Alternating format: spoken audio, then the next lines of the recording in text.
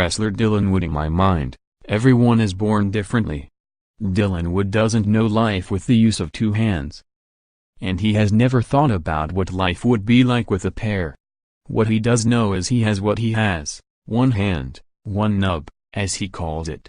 He's taught himself how to ride a bike, cast a fishing pole and tie his shoes. He's taught his parents, Diane and Garett Wood, a whole lot more about life. A lot of things we couldn't show him how to do because we never experienced it, so he ended up teaching us, Garett said. One night when he was really little, my wife and I were watching TV in the living room and Diane was supposed to be asleep.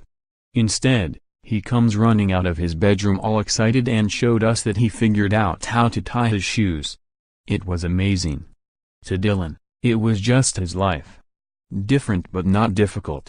Figure it out or fall behind.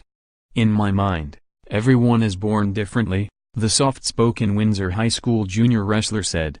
I just figure the reason I was born this way is to inspire other people. Related, 4 storylines to watch at the Colorado State Wrestling Tournament, like at a home wrestling match against Meade this year. Garett and Diane were talking to Diane after he pinned his opponent when a young boy from Meade came up to them. He asked Diane if he could shake his hand because he liked the way he wrestled, Garett said.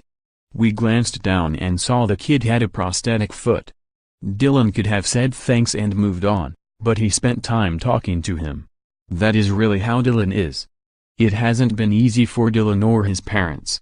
17 years later, Diane still choked up recalling her initial shock when Diane was born. She knew things didn't look right, but ultrasounds didn't show any abnormalities when she was pregnant. It was the most horrific day of my life, when it was supposed to be the happiest day of my life, Diane said. I'm not the most religious person in the world, but I believe there is a God and can remember asking why God would do that to a baby. It wasn't until later that I realized why he was born that way.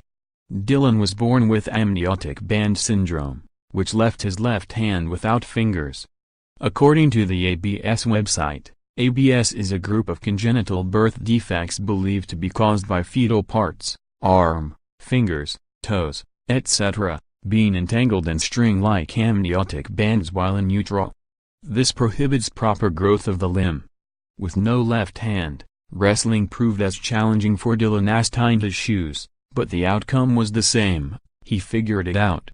Despite not starting the sport until middle school, he qualified for the Class 4A state wrestling tournament as a freshman and went 1-2.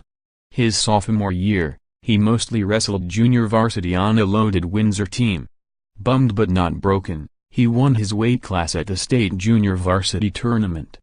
This year, wrestling coach Monty Trusty used Diane to fill in at various weights between 132 and 145 pounds, depending on what the team needed. All Diane did was go 27-17 and finish a surprising second at regionals to qualify for state at 145 pounds, despite weighing in at 134.4 pounds, just above minimum to wrestle at the weight.